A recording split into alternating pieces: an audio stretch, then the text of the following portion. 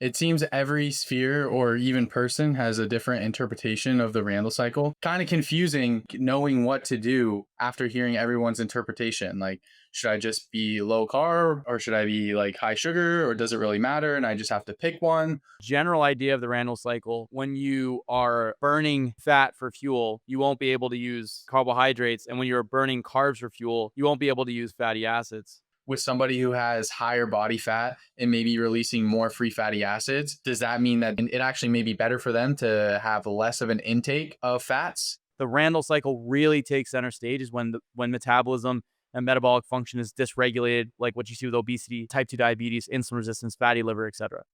Welcome to the Mike Fave podcast. I'm your host, Ethan Wright, joined by Mike Fave. In today's episode, we are going to dive into the Randle cycle, aka the glucose and fatty acid cycle, and discuss whether eating carbs and fats at the same time will make you fat, whether eating carbs and fats at the same time will make you insulin resistant, and understanding how the Randle cycle can help you optimize your metabolic health. So to start, why don't we give a brief overview of what the Randle cycle is for those who don't know by now? Yeah, so the Randle cycle, it's called, the other name for it, as you mentioned, is the glucose fatty acid cycle. And the general idea of the Randle cycle is that when you are oxidizing or burning fat for fuel, you won't be able to use carbohydrates. And when you're burning carbs for fuel, you won't be able to use fatty acids. So this has been, I guess, called upon or cited in multiple different dietary camps, the low carb carnivore camps, and as well as the high carb camps. It's become more in vogue now with the sugar diet stuff. It's been something that's been discussed heavily inside the bioenergetic sphere, because basically there's this perspective from it that, well, since you can't use both carbs and fats at the same time, then you're going to have to choose one substrate. So I'm going to have to go high carb, low fat, or low fat, high carb, or else I'm going to become insulin resistant, or I'm going to become fat, or I'm going to develop metabolic dysfunction. And there's, I think there's just a little bit of a misunderstanding around how the cycle actually works.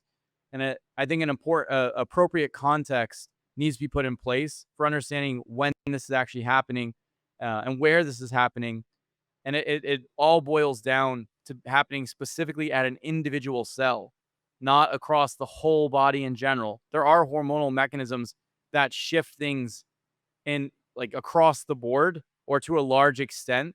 But overall, the body the Randle cycle is talking specifically about an individual cell, and that will change that'll change the takeaways from this, and I think help to dispel some of the, I guess, the misunderstandings in the different spheres. Yeah, it seems every sphere or even person has a different interpretation of the Randle cycle. Like, even in anticipation for this week and recording the podcast and everything, I was watching different health people kind of discuss the Randle cycle, and it's kind of confusing, like knowing what to do after hearing everyone's interpretation. Like, should I just be low carb, or should I be like high sugar, or does it really matter and I just have to pick one? Or is like too much of both a problem? Do I have to separate fat in certain meals? And it's a whole mess of things. And so one point that you just mentioned that I think is actually lost in a lot of the cases is that it is happening at the individual like cell basis. Because I've heard you on other videos discuss that, like, even within different, like even within different, the same tissue or organs or whatever, like a certain cell can be oxidizing fat and a certain cell can be oxidizing sugar, right? Yes. Yeah. So you Yeah. have basically at one cell at one time. So in one given unit of time, and you have an individual cell, that cell is either going to be using carbs or fats. It's not going to be using both. It's not going to be turning both the ATP through mitochondrial energy production or through oxidative phosphorylation. It won't happen. What will Mhm. happen is you can have a cell, let's say a muscle cell, that can be using fatty acids right now, and then it could be switching to using glucose a second later, depending on what's happening contextually in the body. And then across the whole body, you can have your muscle tissue be using fats while you're at rest, and your central nervous system, like for us doing this podcast, our muscle tissue could be using fats while our central nervous system could be using the carbohydrates for neuronal function. So you basically have a circumstance where across the body you can have different tissues using different substrate simultaneously. It's just within an individual cell, you can only be doing one or the other. And even within a specific organ or tissue, you can probably have some cells within that organ using carbohydrate, whereas other cells are processing and utilizing fatty acids. So that's Mhm. where I think the biggest misinterpretation comes from that, because people tend to think, well, I can't use both at the same time, and they forget the Mhm. context in which that's happening. Then they just apply it to the whole body, and then that's where you get these takes of, I'm either going to have only high carb meals or only high fat meals, or I'm going to have only high carb, low fat all the time, or only high fat, low carb all the time. Because if I mix them, I'm going to get insulin resistant. I'm going to become insulin. I'm going to gain body fat, etc. The other thing to keep in mind is that carbs and fats, and even carbs, fats, proteins, etc., they all are used for other things outside of just turning things into fuel, or being oxidized or burned to create ATP, burned in quotations, right? So Mhm. essentially, you have to keep this in mind, that you have different tissues using different substrate for energy as well as for other processes, all simultaneously. And so when you take in a meal and you have carbs and fats present in that meal, some of those fats, maybe they go to muscle tissue. Some of those fats, maybe they get used for steroid hormone production. Some of those fats, maybe they go to membrane production. Some of those fats, maybe they get involved in producing different signaling molecules. Well, and it's the same thing with some of those carbs. Maybe they get used for energy. Maybe they get attached to proteins to adjust some proteins can be glycosylated, so you can have carbohydrate groups added to them. So there's a variety of different things that can go on with these substrate besides fuel sources. That also adds another layer of nuance to the picture, where it's not as simple as, well, you just don't eat carbs and fats at the same time. Then there's more that gets into this in total energy intake and metabolic dysfunction. That's where the Randle cycle really takes center stage, is when metabolism and metabolic function is dysregulated, like what you see with obesity, type 2 diabetes, insulin resistance, fatty liver, etc. Yeah. And then, so that's kind of the first point, I guess, to digest, is that it's happening at an individual cell basis. And then the next point to cover is that from the bioenergetic perspective, we are trying to influence things in a way that we're oxidizing carbs in favor of fat majority, right? So, what are the reasons that we want to be oxidizing the carbs instead of the fats in most cases? I get this is actually a really good question, and I think it puts things into context well, because once you determine, okay, well, you know, I don't, I'm going to be oxidizing both carbs and fats all the time. Different tissues are going to be using the carbs and fats for different circumstances. But hey, why don't I just use fats instead of carbs? What if I'm going to be like, what's the big problem with that? And the thing is, with carb oxidation, there's a variety of benefits over fat oxidation. And it gets into some of the specific mechanisms, but I'm going to give an overview. When you oxidize carbohydrates, you actually produce more NADH in ratio to FADH, which gives you a better NAD plus to NADH ratio altogether, because of how that NADH is processed at the electron transport chain. Because basically, if you have too much FADH, you lead to a circumstance where you all the electrons get or coenzyme Q, all of it gets filled up by all the electrons from complex 2, and then complex 1, which processes NADH, can't function appropriately. It can't drop off the electrons. So you get this pool of NADH that's not getting turned to NAD plus when you're oxidizing fats. And so you get a shifted ratio towards NADH in ratio to NAD plus, whereas with carbs, you get more NAD plus. So this ratio is important because it's a marker of mitochondrial health and metabolic health. So the better NAD plus NADH ratio, and we see this in the biohacking series with people trying to be like, well, I'm going to take this specific form of niacin, or this specific form of vitamin B3, nicotinamide mononucleotide, or nicotinamide riboside, so that I can have the highest NAD levels, and then they're on a keto diet. But then Yeah. you're starting to look, it's like, well, if you just oxidize carbs effectively, you will already have a better ratio NAD plus NADH, because the cycling will improve through the changes that happen at the electron transport chain. With this, Mhm. with carb oxidation, you have less reactive oxygen species inside the mitochondria than fat oxidation, because when you have too much FADH, which happens, or too much in ratio to NADH, which happens with fat oxidation, that buildup of electrons at coenzyme Q and the lack of flow through complex 1 creates ROS. So you want a circumstance where complex 1 is working effectively, dropping off electrons to coenzyme Q, so you don't have this ROS buildup. So fat oxidation actually increases ROS, relative to carb oxidation inside the mitochondria under normal circumstances. If you are already heavily fat oxidizing fatty acids and you have serious metabolic dysfunction, you try to throw glucose oxidation into that mix, you can actually increase ROS because you start trying to jam more NADH to complex 1 and it's not working. So that under normal healthy circumstances, carb oxidation is superior from an ROS standpoint in the mitochondria. On top of that, carb oxidation is more efficient in the sense that you get a better amount of ATP produced per unit of oxygen consumed. Because with fat oxidation, the ROS starts to signaling, and then the change in the membrane potential in the mitochondria starts to lead to a circumstance where you basically get an uncoupling effect, where the electrons coming in from fat oxidation don't create ATP because of the changes that happen in the electron transport chain. And so you have to consume more oxygen without producing that ATP from fats, where the carbs, you take in the oxygen, you create the ATP, the oxygen's the electron acceptor for the electrons that get dropped off from NADH and FADH2, and then things are okay. So that can also potentially help to decrease oxidative stress because the oxygen is being used effectively instead of having a lot more oxygen needing to be respired and ingested to serve as a final electron acceptor to produce the same amount of ATP because of the uncoupling in fatty acid oxidation. Then on top of this, carbs are important for glutathione production because carbohydrates produce something called NADPH, which is it's a component that is used to recycle glutathione in the cell. It's produced through the pentose phosphate pathway. And when you don't have adequate carbohydrate intake, glutathione production can drop off. So you have a circumstance where you have higher ROS, you have higher oxygen needs, and then you have a decreased glutathione level because you don't have the carbohydrates coming in, which can create a generally higher reactive oxygen species stress. Then on top of that, the carbohydrate produces more CO2, and this, when it's being oxidized through first through glycolysis and then in the Krebs cycle and the electron transport chain, the whole process creates more CO2 than you get with fatty acids. This CO2 is really important. It's not a waste product.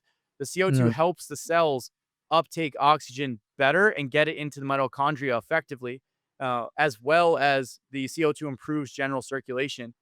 So the higher carbohydrate intake helps to increase CO2 production, which increases the delivery of oxygen to the tissues, which further amplifies mitochondrial function. So it's multiple steps. Carb oxidation in it when things are working well actually optimizes mitochondrial function across the board compared to fatty acid oxidation. With this, you also have this hormonal overlay. With when you don't have enough carbohydrates, you drive stress hormone production, cortisol, adrenaline, glucagon, also growth hormone.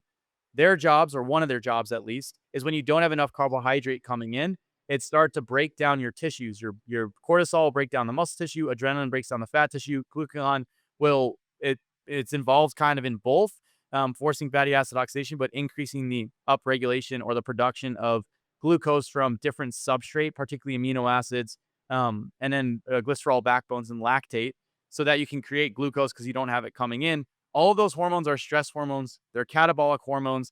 Long term, running them is not a great idea. High levels of glucagon are found in type 2 diabetics, people with obesity and impaired glucose tolerance, and then growth hormones directly associated with insulin resistance, cancer, cardiovascular disease, as well as high levels of adrenaline and cortisol. So when you're not having adequate carbs, you are upregulating the same hormonal pathways that are involved in stress and disease processes. They're all disease processes are characterized by these effects, and administering these hormones can actually create the same effects that you see in these disease processes. So long-term administration of growth hormone can drive issues with blood glucose regulation, can drive type 2 diabetes, can drive issues with fatty acid distribution in the tissues.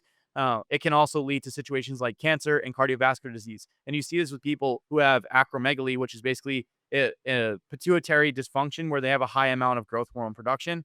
You see when you get people synthetic glucocorticoid drugs like prednisone, prednisolone, hydrocortisone, etc., that they long-term utilization of these drugs, dexamethasone, can lead to circumstances where they get insulin resistant. They become diabetic. They store fat on their bellies, and they start to get high blood pressure, cardiovascular disease. They get bone loss. They get damage to the central nervous system, the brain, the hippocampus, etc. So these are all things that it directly is involved in that process. And then again, in certain models, if you knock out glucagon in rats, the signaling of glucagon or its production in diabetic rats, you can actually drastically improve their insulin sensitivity because the glucagon itself can actually inhibit insulin sensitivity and the utilization of carbohydrate at the peripheral tissues. So, not the carbohydrate's job in general lowers all of these hormones because you don't need them because you're eating the adequate carbohydrate intake basically says to your body, hey, we have enough fuel on board. You don't need to break your tissues down anymore, man. You're good. You have enough of the resources that you need. On top of that, you're not only lowering the stress, but the carbohydrate comes in and it tells your thyroid gland, hey, you can start increasing metabolism because we got what we need now. We have a good fuel source coming in, and it increases the liver's conversion of T4 into T3, which is the active thyroid hormone.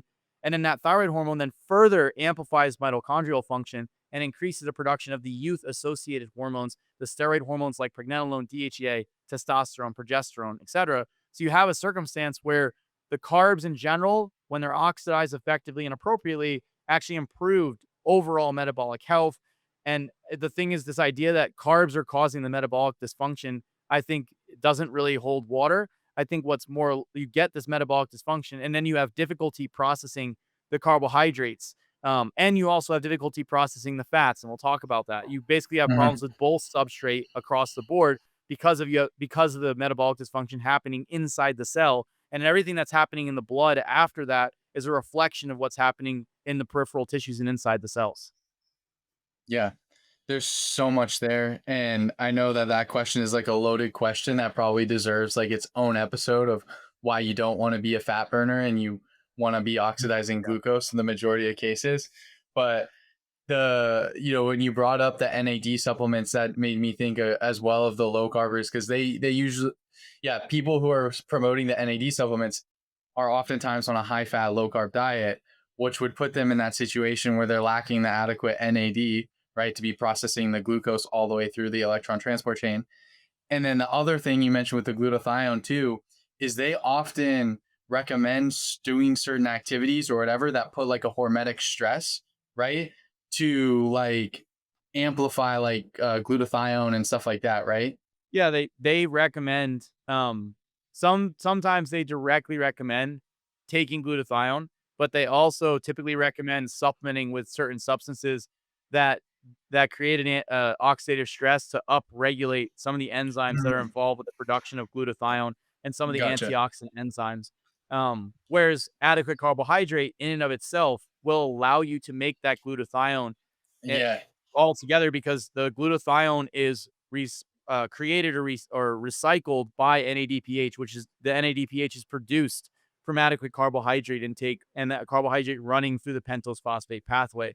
So if you want to optimize glutathione, you're going to want insulin signaling and carbohydrate so that you can drive that glucose through the pentose phosphate pathway, produce the NADPH, and then produce that glutathione. So this is some of the Yeah. things where it's like I'm on board with making sure you have adequate glutathione status. I'm on board with making sure that your NAD plus NADH ratio is optimized. The question is like, how are we going about doing that? Are we going to rely on a bunch of salvage pathways and backup pathways and then taking precursors? But then we're going to Mhm. drive a circumstance where we're shunting everything towards NADH because we're oxidizing fatty acids. Or are we going to make Mhm. sure that, yeah, we make sure we have the resource, the adequate B3 status so we can produce the NAD plus, but then we're actually cycling it appropriately through the mitochondria because you're having adequate carbohydrate and you're oxidizing it effectively, such you then have a better ratio NAD plus to NADH because it's being cycled appropriately instead of looking at this marker saying, hey, better NAD plus NADH ratios are associated with better metabolic outcomes.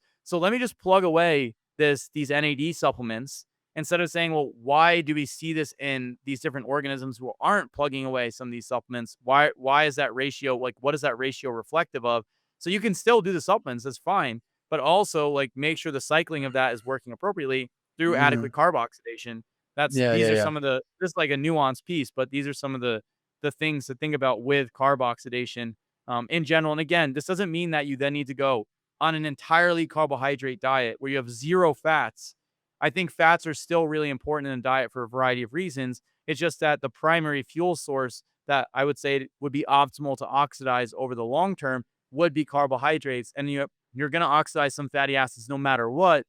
It's just what Mhm. proportion are you going to incorporate in your diet for a variety of different metabolic functions. So it's not like I'm not sitting here saying it's only carbs, no fats. It's like, Yeah. what's the optimal amount of each thing that we need to optimize our health? And there's going to be some individual adjustments in that based on our physiology and based on our circumstances. Yeah, yeah. It's just a shift in perspective because I think we're all after like the same goal, right? Like that these markers are good. It's just how do you get there? And I think that sometimes the low carb people, at least from this perspective, are missing the forest through the trees because there's just easier ways to get there that are much less stressful, right? And like when I came to the perspective in the beginning, it was like, oh wow, there's this missing piece, that I didn't fully see when I was doing low carb, or that I wasn't hearing from any of the low carb people. And when it comes to like CO2, that was one of the big things too. Like CO2 deserves its own episode as well, like with how Yeah. important that is. And so, like you mentioned, some of the benefits of the CO2 there too. And then one of the interesting things that I was looking at, like in anticipation for this discussion as well too, was like the CO2 also can help protect against like the glycation of in the bloodstream, right? Too. So after the CO2 is produced, like it has a protective effect from being like reacted with in the bloodstream. No. The CO2 has interactions with different proteins in the body that change those proteins' effects and also can protect some of the proteins. So Yeah. we see it as a waste product, but it's carboxylation of certain proteins is actually extremely important inside the body. I mean, that's the whole reason you're taking vitamin K2, MK4, MK7 is to optimize carboxylation of a matrix GLA protein. That's one of the Yeah. major reasons. There's other components, but altogether, this is a very important effect inside the body. So CO2 is not a waste product. It does have a variety of beneficial mechanisms inside the body. And people will say like, oh, the CO2, like you see it high in some of these states, like okay, like say you have COPD or something like this. But this is not from a cellular production level. This is from a lack of excretion. So the best way to get optimized CO2 production, or where you want the CO2 production, is at the tissues. Because if you have high CO2 concentration at the tissues, it increases the uptake of oxygen at those tissues. And the way you increase CO2 production optimally is you oxidize carbohydrates effectively through mitochondrial respiration at those peripheral tissues, increase your CO2 production from there. And it's kind of a feed forward reaction because you'll produce more CO2. Red blood cells will unload that oxygen. They'll Mhm. go back to the lungs. You'll inhale, and then when you inhale, the oxygen will be taken up by the red blood cells and then delivered back to the tissues. And if you have that high CO2, it's this feed forward reaction where it keeps unloading and circling back and unloading the oxygen, circling back, picking it up, unloading, dropping it off, and it keeps moving in this cyclical fashion. Because again, oxygen is absolutely essential in the mitochondria because the oxygen serves that final electron acceptor in the electron transport chain, in the respiratory chain, so that you can actually move the electrons through and produce ATP by pumping the protons across the mitochondrial membrane and creating that membrane potential. So if you don't have oxygen, I mean that's basically why this is why people suffocate. Is it's purely because without the oxygen, the cells don't have the ability to generate energy, and then you basically get complete energy failure and you die. And so that's how essential something like oxygen is, and it directly implicates and shows how important delivery of oxygen to the tissues is, so that you can have that mitochondrial respiration. So and CO2 is important for that, directly important for that, because you can if you don't have that CO2 production, the red blood cells won't drop off the oxygen effectively. Gotcha. Okay. And then the other thing you were talking about is how the stress hormones and how the carbs and insulin shut that off. So that kind of leads us into insulin, right? Which insulin gets a bad rap from the low carbers as well. So what is insulin's whole role in this thing? Yeah, so I think insulin gets a bad rap because it's the same type of deals. Like you see insulin present in these states as being high and high in the bloodstream, and it's a marker of metabolic dysfunction. And then there's this conflation that insulin is actually the bad guy in quotations as we hear.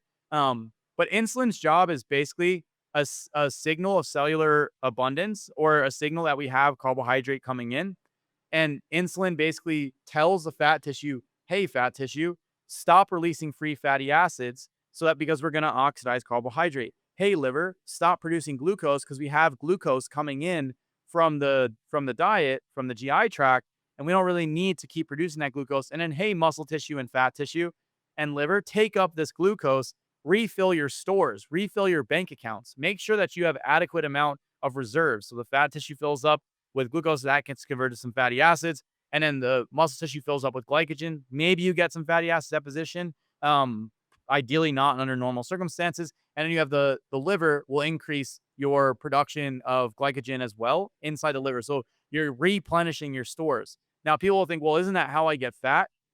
But here's the thing that you have to understand. Your stores are in constant flux all the time. And what determines how much of your stores you like if you store in excess or not is your energy input versus your energy output. So if your energy input or your energy output are matched, even if you have insulin signaling coming in, it and you increase your glycogen or you store a little bit of fat tissue, you're still going to draw at some point in time on those fat stores. You're going to draw down on that, and so you can stimulate insulin and be in a completely normal flux without gaining any type of weight, even though insulin has the anabolic effect, because you're constantly pulling and depositing into your storage tissues all the time, right? If when you don't eat, you're going to pull from your fat tissue and you're going to pull on your glycogen stores. So it's how it goes. And we're not eating all day long. You know, you're having 3 or 4 meals a day. Some people maybe 2 meals less, depending on what they're doing. And so you're in a circumstance where when you're not eating, you are drawing down on those accounts. And when you are eating, you are filling them back up. And your body has this mechanism. It's basically a gas tank, so that you don't have to have this constant influx of substrate, which would be unreasonable to have under normal circumstances. Because if you didn't have those stores, you would die.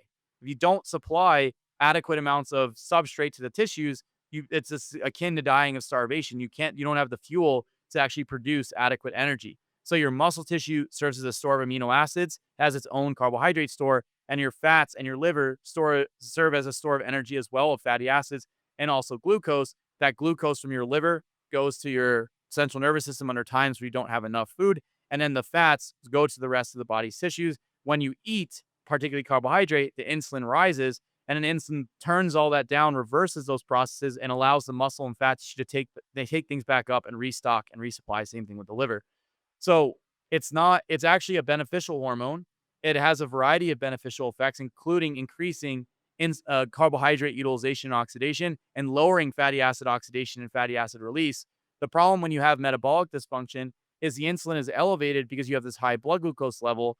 But the high blood glucose level isn't just because you're eating carbohydrates. The high blood glucose level is because you are not utilizing those carbohydrates effectively at the cellular level.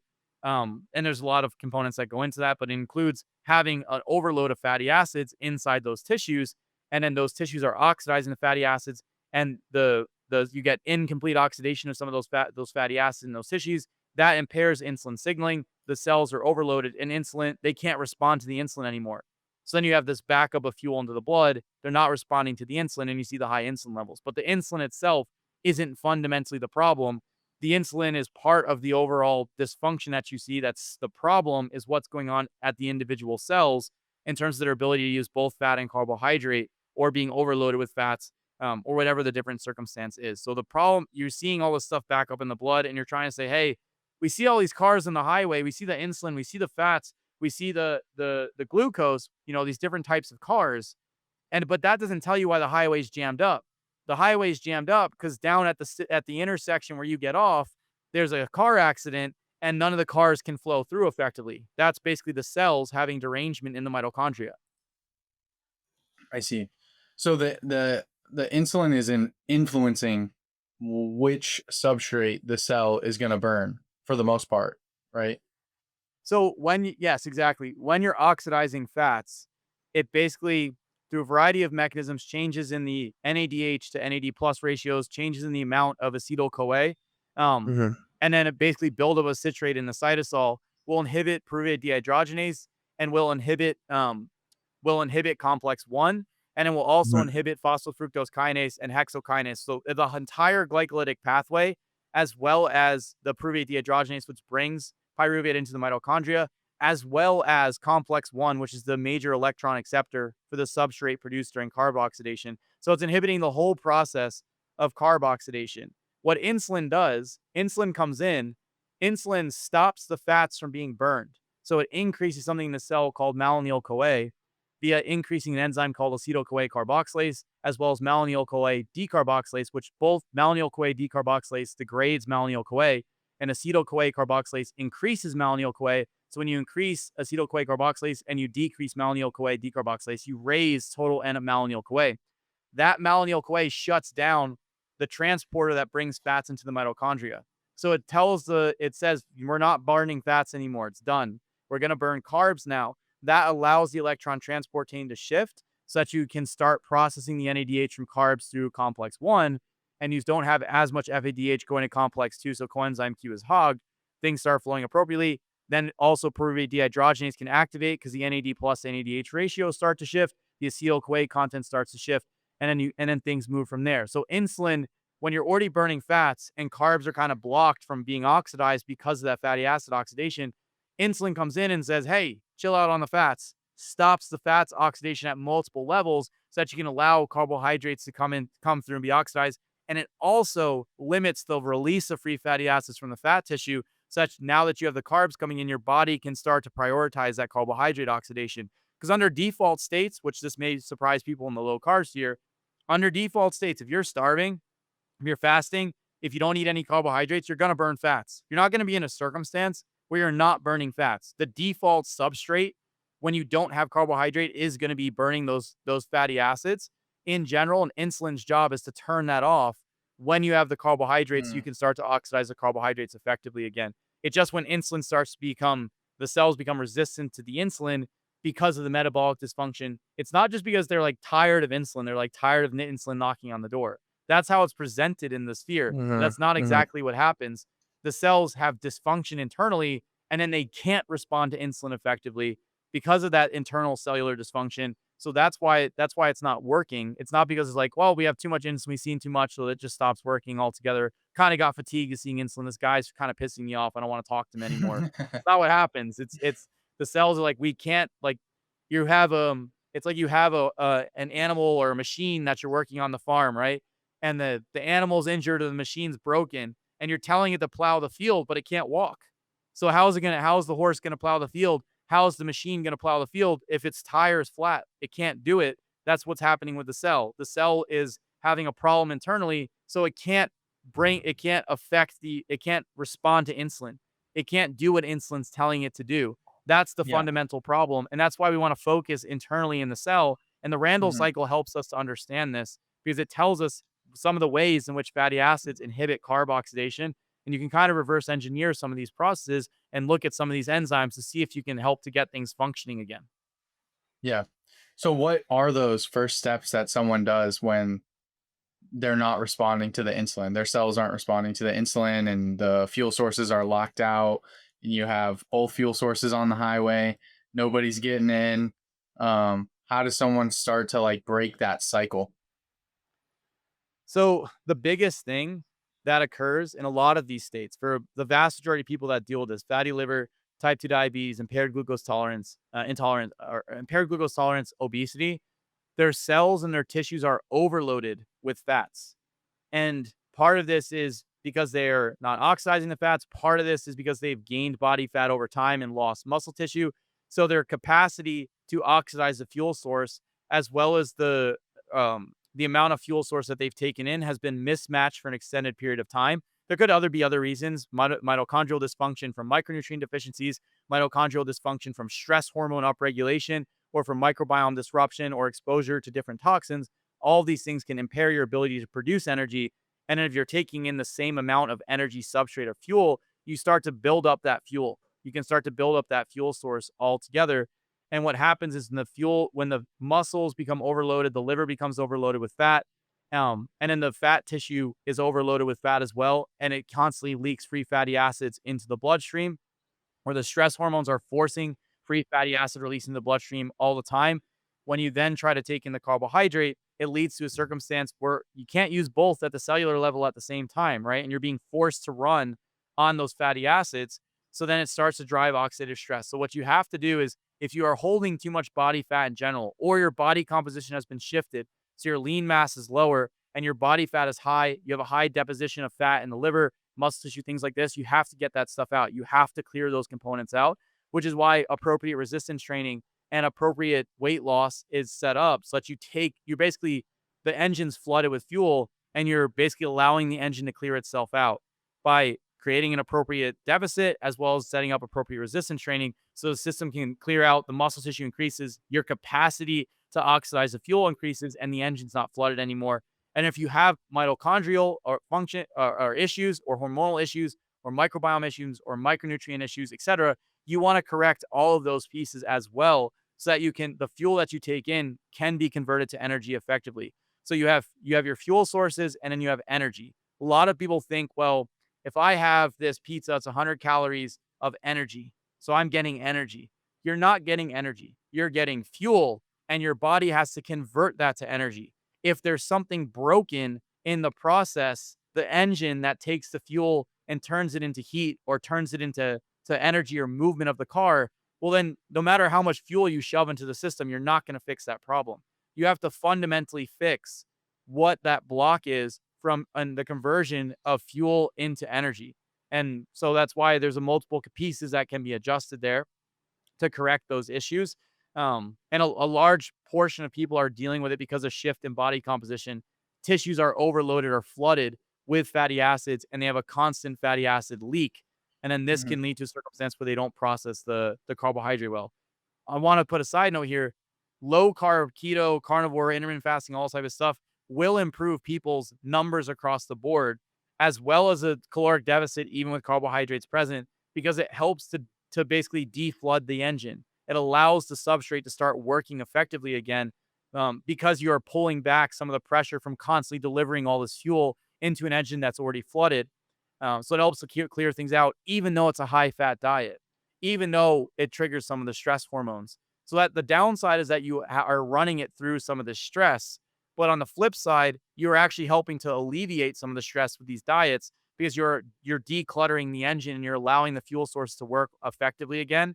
And so that's why whether you're on a high carb, high fat, low carb, mixed macronutrient diet, you're doing intermittent fasting, but you're taking off excessive amounts of body fat, you see improvement in metabolic markers. So it's not paradox. They all will do this. It's just there's some pros and cons to either side of the spectrum that you have to be Mhm. aware of when you start running some of these different dietary iterations. But fundamentally, you still have to clear that engine out and make sure it has the resources it needs to function appropriately. And the engine in this case being the mitochondria. Gotcha. Okay. So step one, I guess, would be to get into some sort of caloric deficit, right? And then make sure you're hitting all the little, like the micronutrients and stuff like that that are cofactors for the energy production through the diet. But then the other component probably is the macronutrient ratios, right? So when you're thinking about setting up somebody's macronutrient ratios like carbs to fat and stuff like that, um I assume you want the higher ratio of carbs, but when you're setting the fat intake, is it on a sliding scale, kind of based on somebody where somebody's at with the insulin resistance or their metabolic function in general? Like with somebody who has higher body fat and maybe releasing more free fatty acids, does that mean that they can get away with, and it actually may be better for them to have less of an intake of fats in general, um, than somebody who doesn't have that level of free fatty acids flooding the bloodstream? So basically the first thing is set up your caloric intake. Make sure you're in that deficit.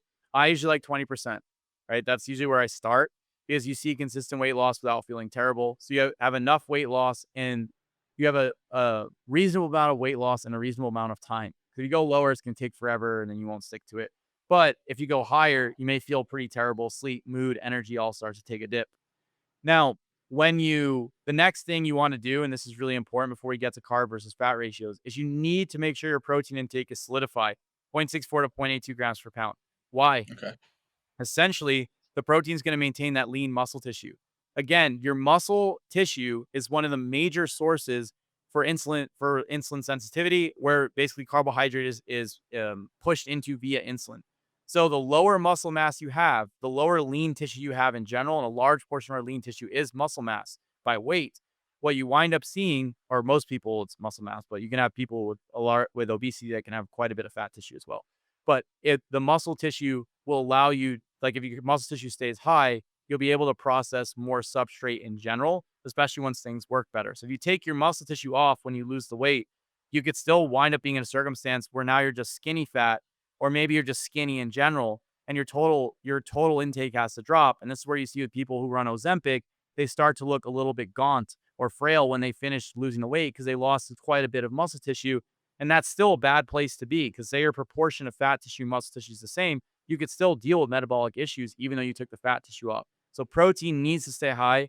Resistance training is also helpful to make sure it doesn't have to be hard resistance training either, but to make sure that you maintain that muscle tissue throughout the deficit as you take off the body fat. Because again, the goal is to just take off the body fat, not to take off any of the other lean tissue, your bone mass, your muscle tissue, etc.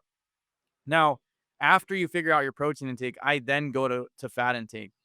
If somebody's already low carb, they may want to start on the higher end. I usually shoot between 20 to 30% of calories and then figure out from the 30% of calories where they can fit in from there. Do they titrate down to 25? Do they go down to 20? Do they feel better or closer to 30? Kind of stay from there. If they were like 60%, 70% fat, then they're probably going to want to progressively decrease their fat intake downwards. Maybe go 70 to 60 to 50 to 40 to 30. Because just like when you go through keto and you drop all the carbs and you force fat oxidation, when you come out of low carb, you have an adaptation period, right? People have the keto flu from dropping carbs. When you bring carbs back on board, there is an adaptation to reintroducing those carbs because your body has to now get used to processing the carbohydrate because it's been running on the fatty acids. So there's adjustments in digestion, there's adjustments at the cellular level, there's adjustments at the pancreas and at the liver. So these things have to be done. I would do it progressively and appropriately so you don't just start slamming tons of carbs on board and running into a variety of different problems. Um, Once you determine your fat intake, you then determine your carb intake, and the carb intake fills up the rest of your caloric target from there. So if you did 30, if you're doing like 20% fat, you'd get more carbs. You do 30% fat, you have a little bit less carbs. With this in mind, somebody who is very insulin resistant, to try to help improve insulin sensitivity, there's the deficit, there's the adequate protein intake, and then there's I will try to bring fat intake towards the lower end because higher carb, lower fat intake helps to improve insulin sensitivity in a variety of studies. But you got to be careful with your carb sources here because if they're not tolerating carbs, you can't flood the system. You can't try Yep. to throw nitrates on a flooded engine by dropping Yep. in fruit juice, maple syrup, and honey. You got to take Okay. it easy and you got to go with the whole fruit sources so that the system gets a nice supply of carbs in a reasonable fashion that doesn't overwhelm the liver, pancreas, and then the peripheral tissues, which are already struggling.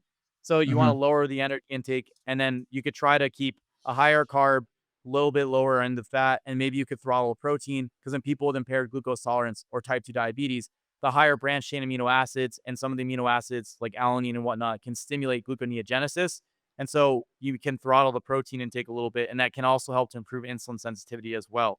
So these are some of the strategies that you can use. At the end of the day, though, adjusting it to your personal context is important. So you play around within those targets and see how you feel. Do I do better with 0.64 or 0.82 grams of protein? Do I do better with 30% fat or do I do better with 20% fat? And then what type of carb sources do I use? Do I tolerate saturated fats better than monos or do I do better with monos or kind of a mix? So you play around with these components because I can't emphasize enough. There's a lot of individualization in this process where like your diet, Ethan, is massively different than my diet just because our bodies are different, our backgrounds are different, digestion's a little bit different, etc. So this is something that's really important to keep in mind as well. Yeah. It's not massively different. It's somewhat similar, but there are some nuances. Yeah. Yeah. Um, that was the kind of leads me into my next question was around like the types of fats because you have like coconut oil, which is S tier level fat according to the petosphere. Um, and I know it's metabolized differently, right? Like everyone talks about how it's metabolized more like a carbohydrate source than other fat sources. So, is there a benefit to that? How do you think about kind of organizing the fat sources? So the fat sources can become, there's a lot of nuance with the fats.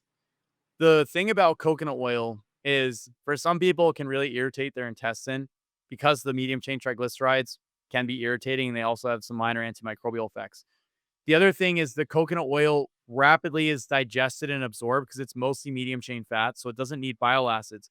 And it goes to the liver right away. And then the MCTs can be oxidized pretty rapidly because they don't need to be, the MCTs don't actually need to be brought into the mitochondria through carnitine palmitoyl transferase 1 because they're the short chain fatty acids can perfuse across the cell membranes.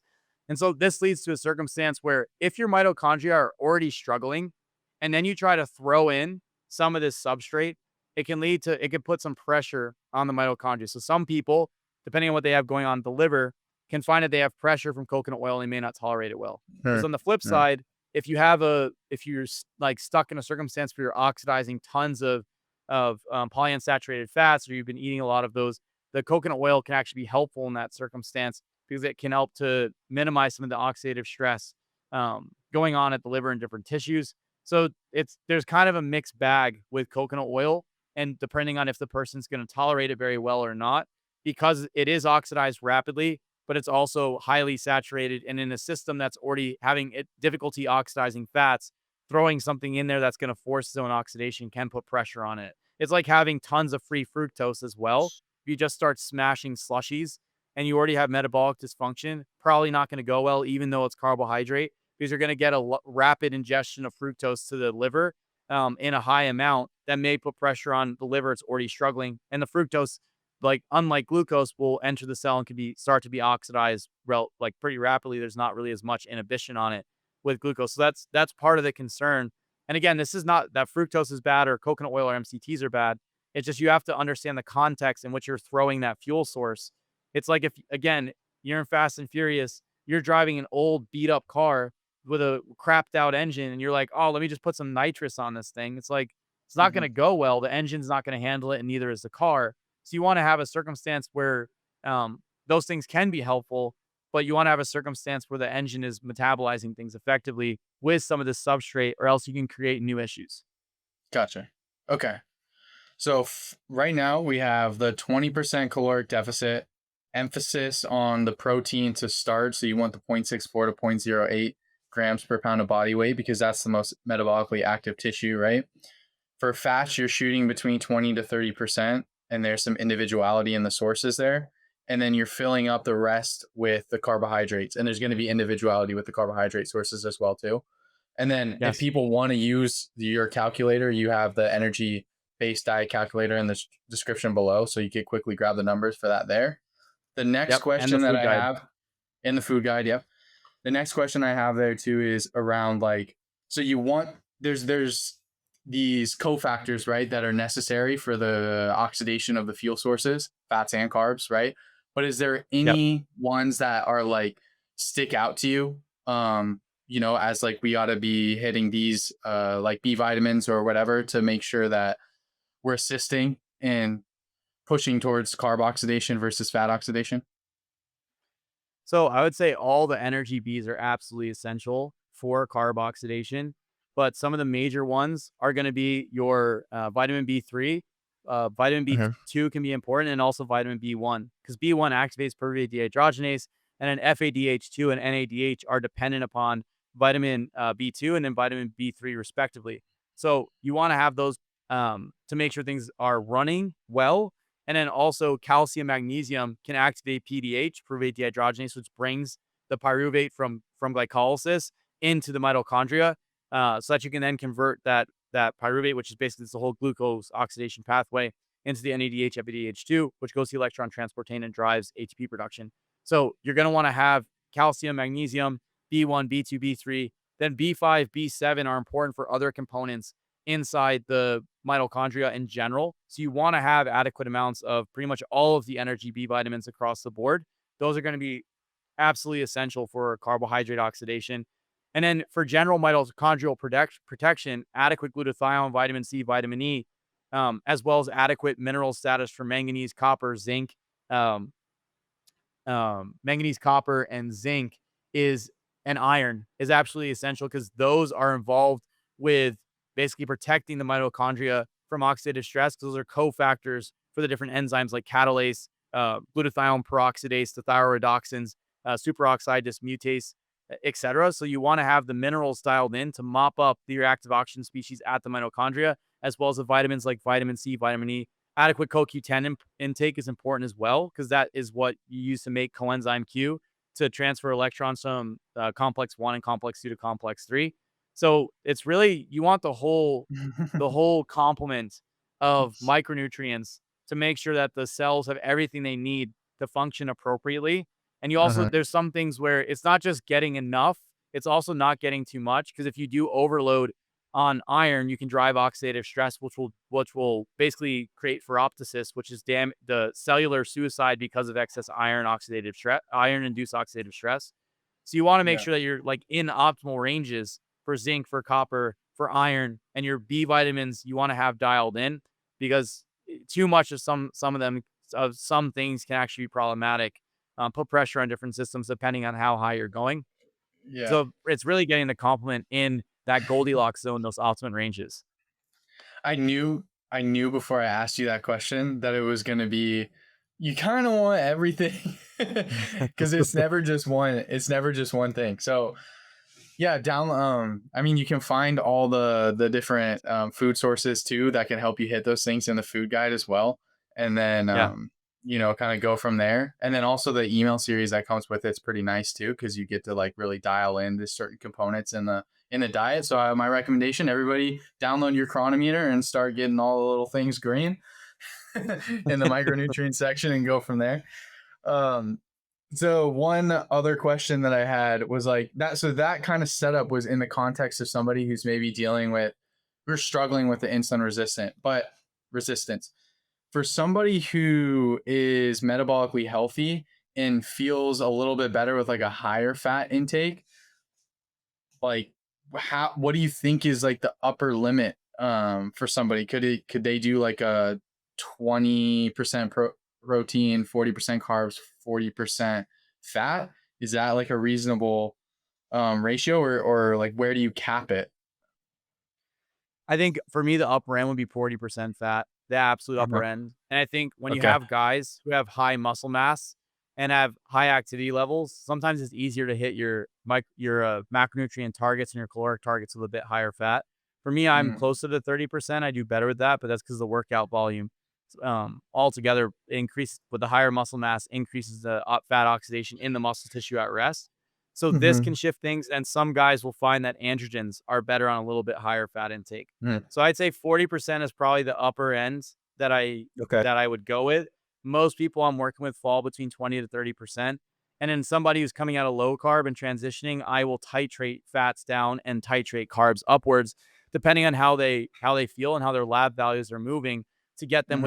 within an optimal range and make sure things are functioning well. So that's Okay. basically the yeah, those are, I guess, rough targets or guidelines that people can think about when they're structuring their diet. Okay. Um, with the sugar diet, right? The bringing fat like to the bottom of the barrel is a pretty popular trend right now, as a way to correct for insulin resistance. My metabolic function is so bad. I'm so insulin resistant. I don't even want like any competition for substrate at the cell. I just want to do everything in my power to promote glucose oxidation. Why not just bring my fat to as low as possible? What I guess is the other side to that. Yeah, so a couple things will happen. It doesn't happen right away. It's not going to happen in one day, but it does Yeah. happen progressively if you keep running really low fat intake. First things Okay. first, your satiety will suck because the fat Okay. delays gastric emptying. The next thing is your blood sugar will probably be up and down all over the map because you're going to have to eat very frequently to make sure that your blood sugar is maintained, because when you just have the carbs, it's going to come up and come down, especially since protein is low. So blood sugar is going to come up and come down quickly. Then on top of this, over time, you won't stimulate bile acid release. And without the bile acid release, you won't be able to clear out the small intestine and bacteria. You won't be able to trigger intestinal motility because the bile acids do trigger intestinal motility. You will put pressure on the liver. You won't be able to detoxify the liver because the liver takes the fatty acids and basically, or takes the its metabolites that is broken down, puts in the bile acids, shoot them into the intestine. Fiber binds the bile acids and pulls things out. And then on top of that, the fats can be helpful for steroid hormones. So if your fat intake gets too low, you can fall into a circumstance where you start to see an impact for, on libido or on your cycle, for women, your cycle, things like this. So doing that too long can put pressure on the system and create some of these problems. Okay. Um, altogether. And you can also, with that, with the digestive, you can develop SIBO and some of Hmm. these issues, especially because in the sugar diet, you're running really high carb Right. intake that's very refined. sources that are extremely carb dense. So some people will develop these issues. The other thing is if you have some metabolic dysfunction and you start to push fat really low and you have carbs really high from these sources, you can also bump up triglycerides in some people who are sensitive to it. And if they get too high, they can put pressure on your pancreas and you can irritate it, maybe a little pancreatitis. So you got to be Okay. careful doing some of those things. Because the fats are quite important altogether from that standpoint. So the next question I have is related to metabolic flexibility. So you hear a lot of different influencers on YouTube and whatnot talk about metabolic flexibility, and I'm still a little confused as to like what that actually means. So I'd love to give like your definition of metabolic flexibility, and then the part two to that question would be for people who say it's important to like exercise the ability to oxidize both like fuel substrates, like I maybe do some keto days and I do some high carb days, that way my cellular I don't know, like it's like working it out, right? Like it doesn't get rusty or something like this. Like what are your thoughts around that? So metabolic flexibility is at least in this the general definition, and even the ideas within the research, is the ability to switch between oxidizing fuel sources, whether carbs or fats.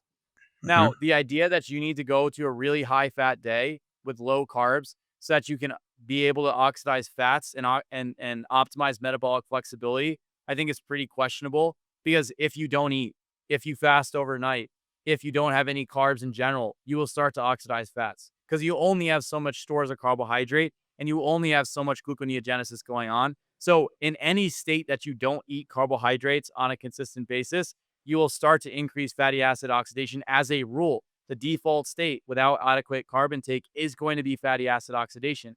People say, well, people with diabetes and obesity, they can't oxidize fats well. It's like they can't oxidize anything well. They're not oxidizing carbs and they're not oxidizing fats well because they have mitochondrial dysfunction.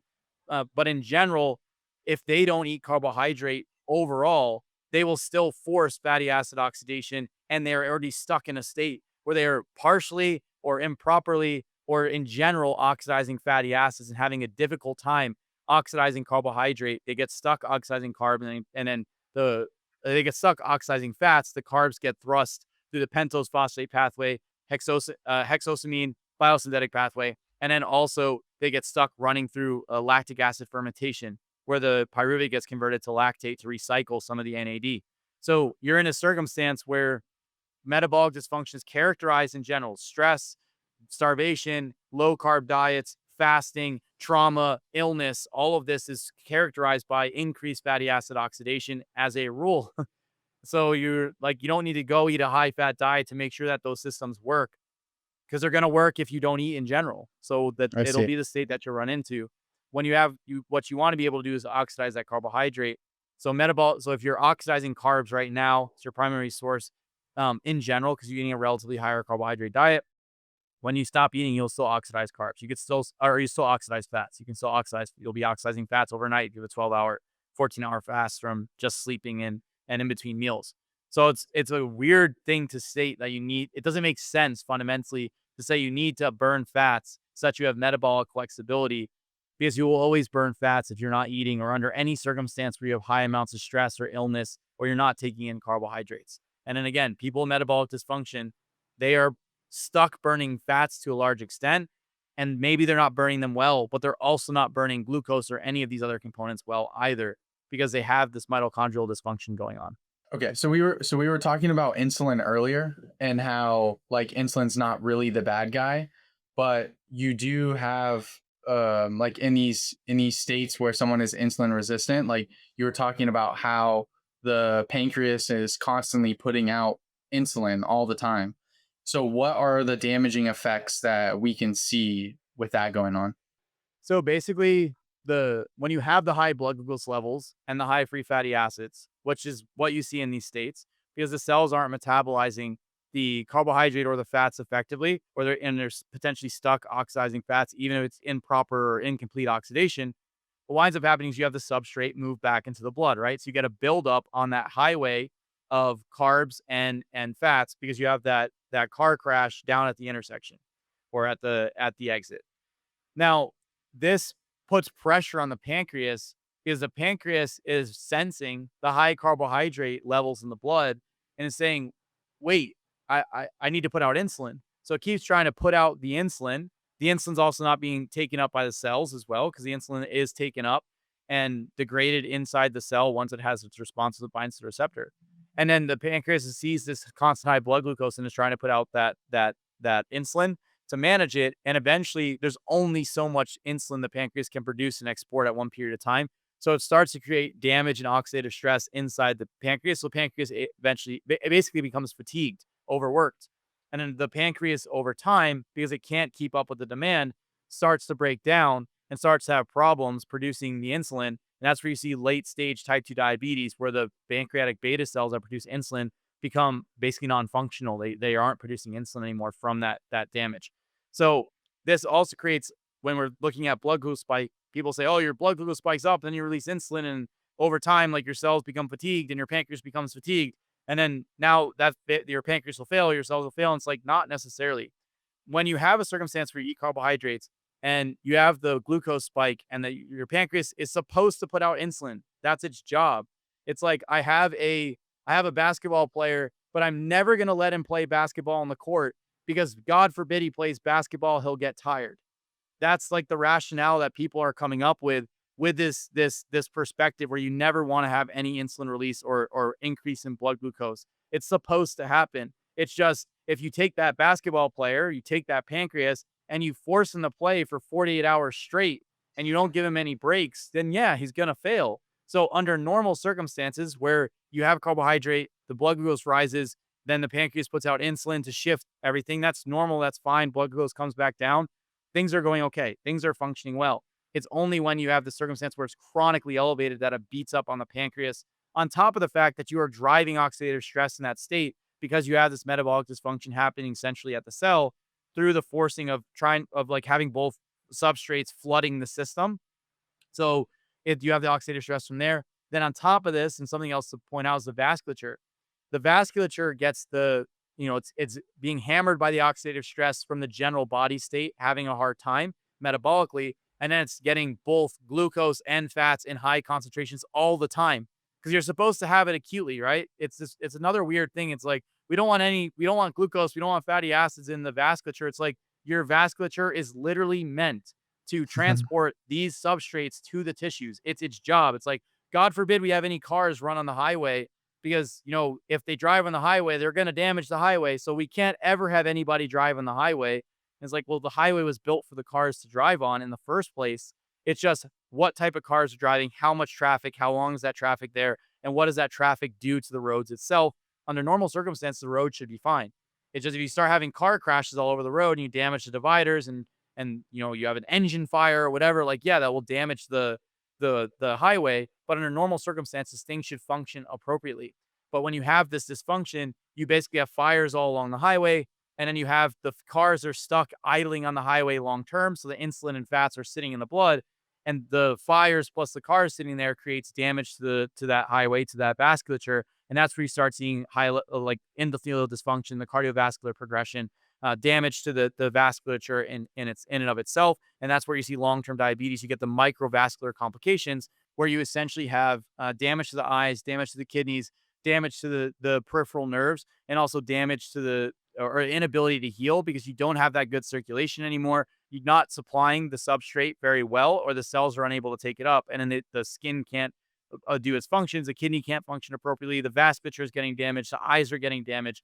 And so it's this metabolic dysfunction is driving all the creating some of these problems. And also these tissues are dealing with the metabolic dysfunction themselves. So you have the Mhm. backup will damage the circulatory system. The cells individually are being damaged by this metabolic state and the high oxidative stress from being stuck with both substrate, having the engine flooded. And then now you're starting to see everything back all the way up. And then the pancreas is just there, it's trying to cope, but it can't. And eventually, over time, it'll cope for quite some time, but over time, it starts to fail. And that's where you see the decreased production of insulin over the long term with type 2 diabetes. So it's basically like this progressive effect of metabolic dysfunction, Uh-huh, the flooding of the mitochondria, in the fuel sources, the fuel supply uh-huh, being mismatched to the energy out to the uh-huh. the energy output. leading to this backlog across the system, and it just progressively worsens over time unless you change the diet, change the lifestyle, correct the individual problems going on to minimize those issues. Hmm. Is there any way someone can test whether or not they're oxidizing glucose or fatty acids, like at a given point in time? Like, is there a lab test, or is there something they can do like at home, or is it really kind of just going by subjective feeling? No, there's a variety of things you can check. One of the biggest ones is going to be a respiratory quotient, which Uh, basically looks at the cellular production of CO2 in ratio to how much oxygen is taken up. So there are devices that will give you a respiratory quotient. I don't think people need to do this. Then you can also look at blood testing and see where your glucose, where your insulin, where your C peptide, where your hemoglobin A1C is. You can look at a HOMA IR. You can look at what's going on with your lipid panel. You can look at all these markers, the inflammatory markers, kind of get a gauge what's going on with the vasculature. You're seeing what's going on with the pancreas. And you can try to gauge from that by itself, especially if you're eating carbs, if the system's working well. You can also, there's tests like like an oat test, excuse me, where you can look at the organic acids and get a gauge based on the organic acids, how the Krebs cycle's working to a large mhm. extent, which can give you an idea of what's going on with the electron transport chain. And then Chris Masterjohn also has what or he has not, he doesn't make the swab, but there's Mito, Mito swab. And the yeah. Mito swab is basically a cheek sample of your mitochondria that give you an idea of how the different respiratory chains are working to some extent and some of the different enzymes like citrate synthase. So you can look at that as well and get a rough idea of what's going on inside the mitochondria. Chris has produced a report, the mito.me report.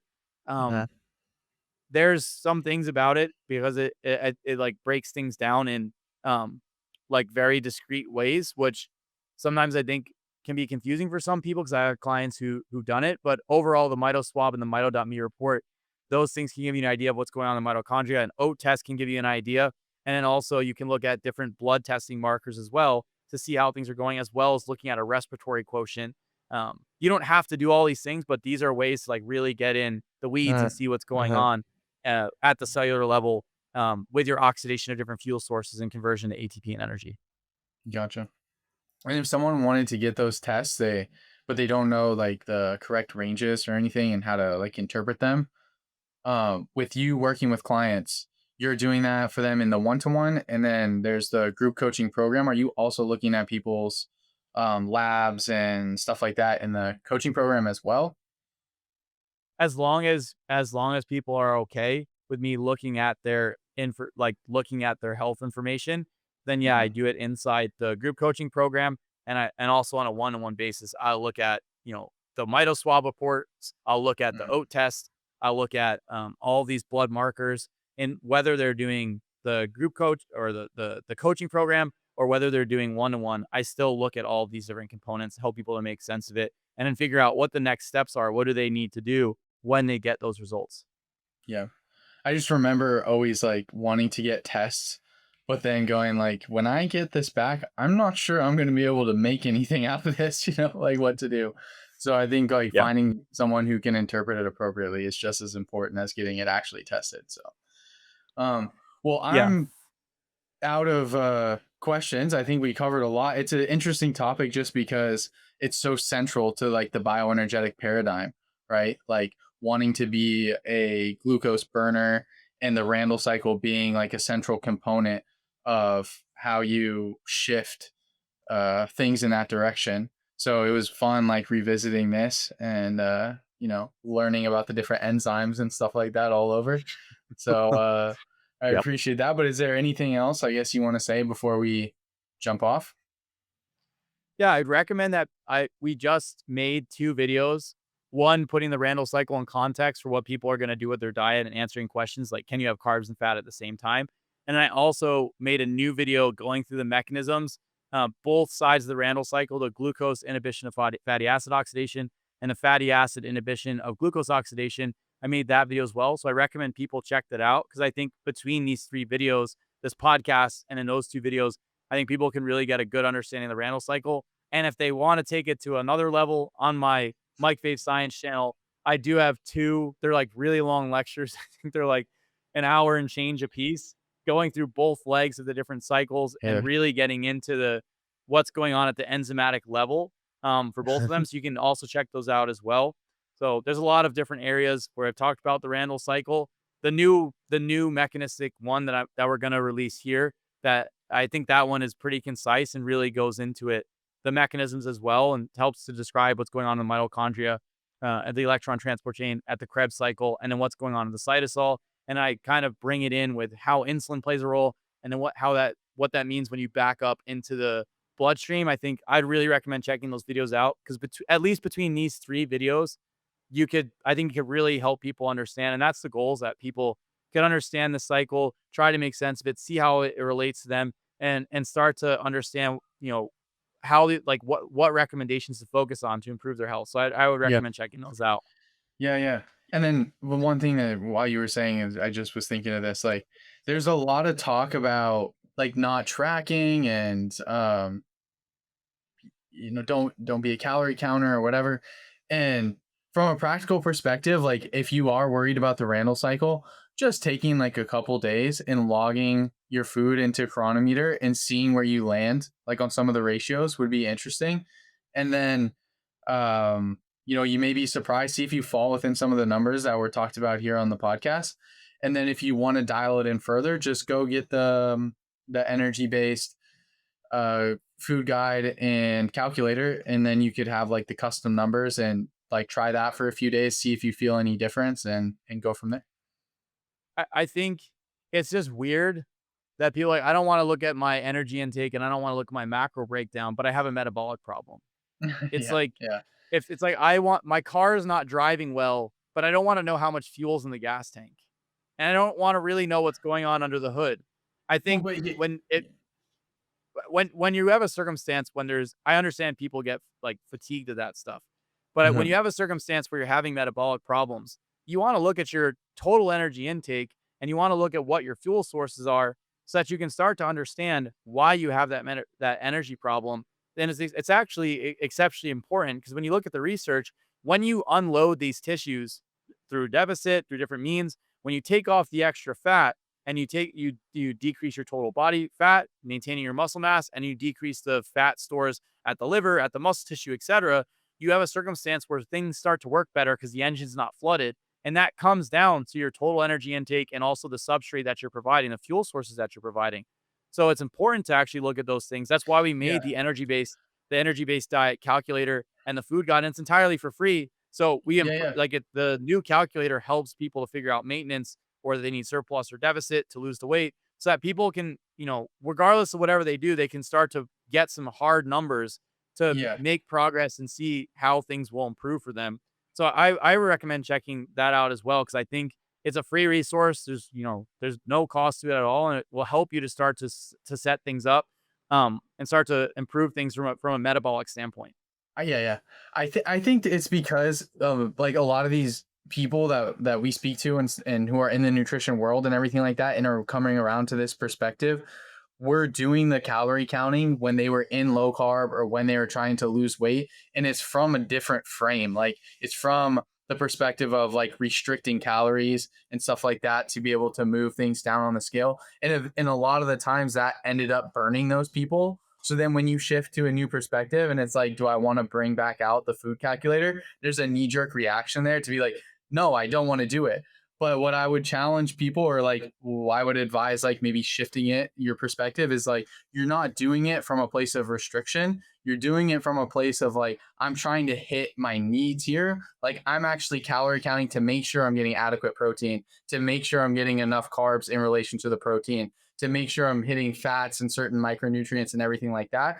And when you start thinking of it like that, and then also you feel better while you're doing it, and things start to trend in the right direction, like on lab numbers and stuff like that, it's motivating. And I know people that we speak to in the coaching program and stuff like that have actually found that they enjoy the tracking now, whereas before they were really opposed to it. So everybody can do whatever they want, but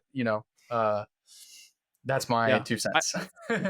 I think the previous like, I think people are finding that it wasn't working for them.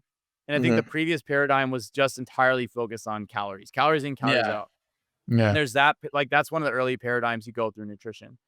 But basically, in this circumstance, the calories and the macros are just to figure out how much gas do you need in the tank for your outcomes. That's it. Just so you can get a sense of like roughly how much food do I need to have to achieve my goal. And then also, when you learn how you can adjust your macros and your energy intake and your diet to achieve particular goals, and you actually watch it happen, like, oh, this actually makes way more sense now. And I'm not just spinning my wheels.